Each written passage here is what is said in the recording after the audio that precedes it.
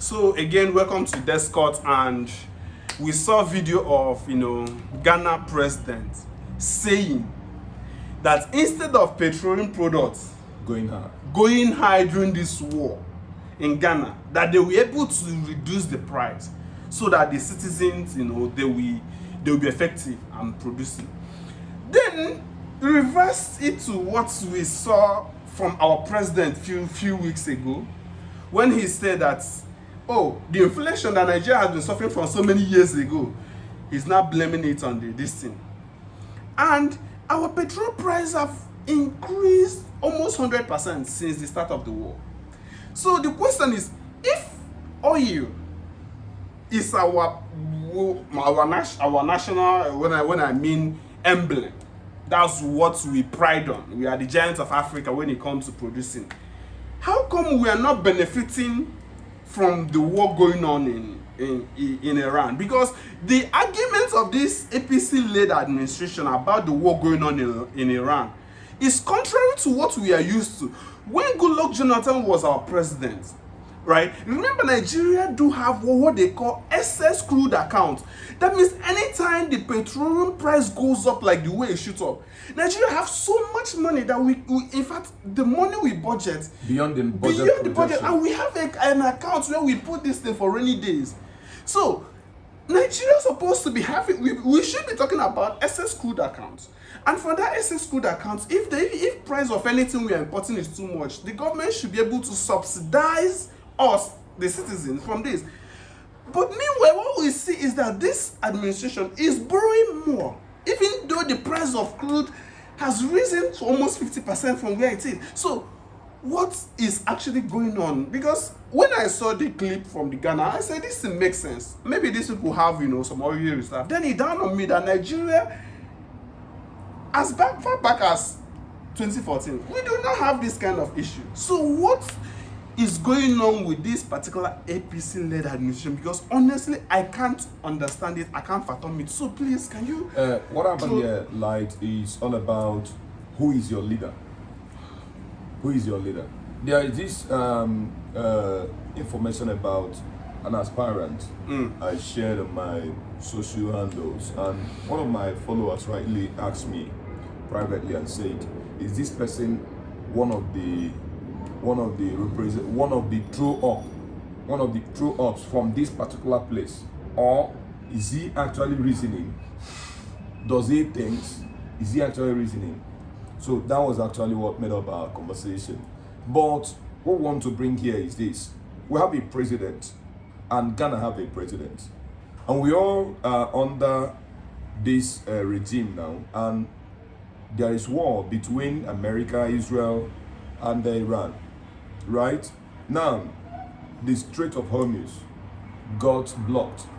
A lot of these shenanigans that are going on. Yes, and so it is dealing on Nigeria, and so it is telling down on Nigeria, killing Nigerians. According to our president, he gave a reason, but Ghana said that we have been able to absorb this, quenched it. He said that they were supposed to be buying diesel at 19 Ghana cedi per liter, but they were able to bring it down, press it down to 16 Ghana cedi. Huge. But in our own, we have a reason to, instead of buying it at 1,002, we should be buying it at 1,003 or 1,004 because of the war out there. Meanwhile, are we supposed to even be buying fuel at 1,000 naira in Nigeria? Now, you will now remember that to be a leader, you are not meant to be an excuser. You're not meant to be one who gives excuse. Talk more of flimsy excuses. Lazy excuses. You should be a pace setter. You should lead the way. You should show the way. If your people are suffering, you should suffer. If your people are enjoying, you should enjoy. Even before your people will get to feel whatsoever, you should have felt it by yourself. So, in other words, we have a president that is giving us excuse that he can't contain the war over there.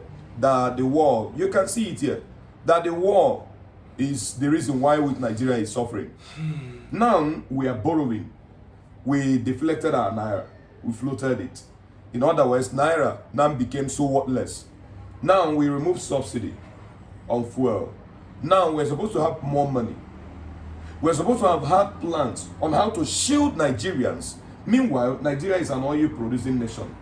Nigeria is a member nation to OPEC. We're supposed to be So enjoying. Nigeria is supposed to, one, even if whatever happened, we should at least for spans of months and even years, Nigeria will be producing oil that will be sufficient for our own local use.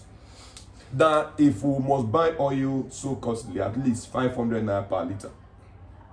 Even if we complain as at then, we are right because we produce it here. Then Nigeria is supposed to have our own. Go to Angola, it is not so. Angola is being shielded from this shenanigan because they have their own government-owned or public-owned refineries that are functional. Algeria, the Go same to thing. Algeria, the same thing. So why is Nigerian case different? Why?